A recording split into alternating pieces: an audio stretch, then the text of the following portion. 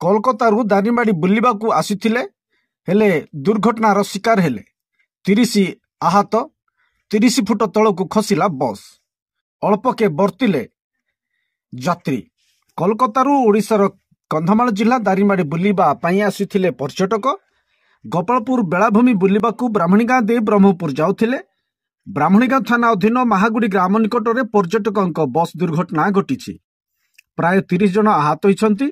गुरुतर आहत सुसेन साहा और संजय अधिकारी को ब्रह्मपुर बड़ डाक्तरखाना को स्थानांतरित करा थाना अधिकारी चापधारी प्रधान सूचना दैछन्ति। तेबे टाइकोंडो एसोसिएशन रो प्राय 80 जन छात्र छात्री दुईटी बस रे एठाकू बुलिबा पई आसीथिले।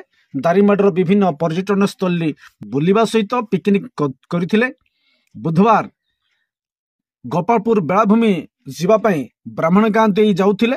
ब्राह्मणगाँ थाना अधीन महागुड़ी ग्राम निकट में ब्रिज बुलाणी रे पर्यटक बस टी भारसाम्य हरे रास्ता कड़ 30 फुट तलकू खसी दुर्घटनाग्रस्त होता। एथिरे प्राय 30 जन आहत होइछन्ति।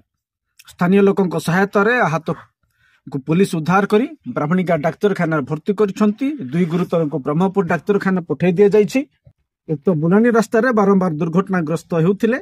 दुर्घटना स्थान भावे कौन सूचना फलक दिया जाए नहीं। एथि प्रति असंतोष देखा जाइछि।